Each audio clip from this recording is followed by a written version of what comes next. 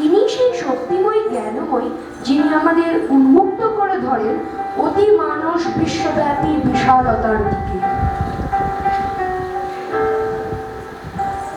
শুধু অন্তরের পূজা সেই দেবতার, সেই দেবী শক্তি তরে মৃত্যু পাশগত, জীবহিয়া পূর্ণতারে নাহি বাধে কভু, যাকে পূর্বাভাস অভিনব জনমের মুহূর্তের তরে রহে তাদের জ্যোতি।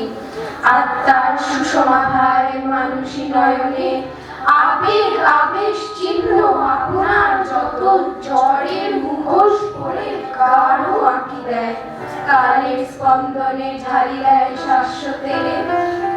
যে অদ্বিতীয়াকে আমরা মা বলে পূজা করি, তিনি বিশ্বসত্তার অধিষ্ঠাত্রী, ভগবতীর চিৎ শক্তি। তিনি এক, অথচ এত বহুরূপে তিনি বিরাজমান যে তার গতি অনুসরণ করে চলা অতি ক্ষিপ্রমান বুদ্ধির পক্ষে অসম্ভব।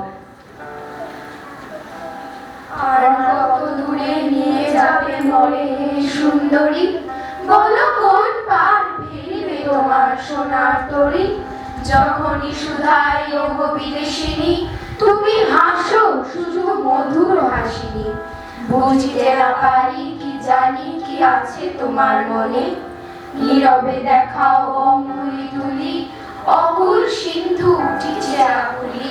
দূরে পশ্চিমে ডুবেছে তখন গগন কোণে, কি আছে কোথায় চলেছে কিসের অন্বেষণে। দেখালে সম্মুখে প্রসারিয়া কর, পশ্চিম পানে অসীম সাগর, চঞ্চল আলো আশার মতন কাঁপিছে জলে। সেই জীবন তরণী যেন দুলে দুলে চলে মায়ের দেখানো আধ্যাত্মিক পথে, কারণ তিনি সেই শক্তিময় যিনি আমাদের উন্মুক্ত করে ধরেন অনন্ত সকলের দিকে, বিশ্বব্যাপী বিশালতার দিকে।